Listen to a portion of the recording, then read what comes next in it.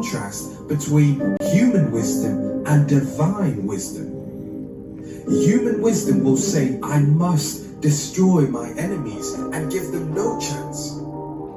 But divine wisdom in Matthew 5 verse 44 tells us to love your enemies, bless those who curse you, do good to those who hate you, and pray for those who spitefully use you and persecute you. Human wisdom will say, I must celebrate when those who are against me suffer or when they struggle. But divine wisdom tells me in Proverbs 24 verse 17, do not rejoice when your enemy falls, and do not let your heart be glad when he stumbles. And we can think, well, this doesn't make sense. My enemies want to destroy me. They only want to see me struggle. But the word of God is telling me to love them, to not be glad when they stumble. Now, I would like to tell you today that your enemies are placed in your life for a reason. We all have enemies.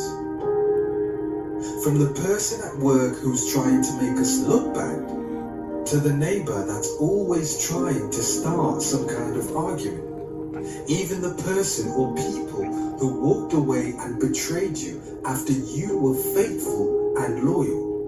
We all have enemies. We all have critics. We have naysayers. People who want to see us do good, but never better than them. But you see, the Bible, the Word of God, divine wisdom tells us that God will make your enemies your footstool.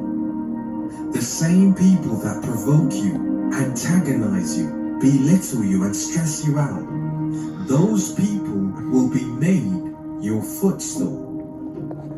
Now, a footstool in the Bible is symbolic of humility. It's a low place. It's under your feet, meaning it's not significant. The term footstool actually points to the one using that footstool as being far superior than the footstool itself. And it's amazing that while God calls the earth his footstool, he still humbled himself. He still left heaven for earth. He still traded glory for human flesh to become the one who lived on that footstool. And while we are not footstools to our enemies, we are required to act with humility towards them.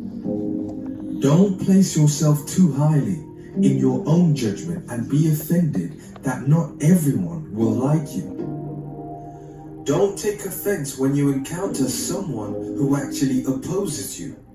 We are required to be humble, to be meek and not to retaliate, to show the same love as Christ, who knew that the people on this earth, the people he created, would one day crucify him.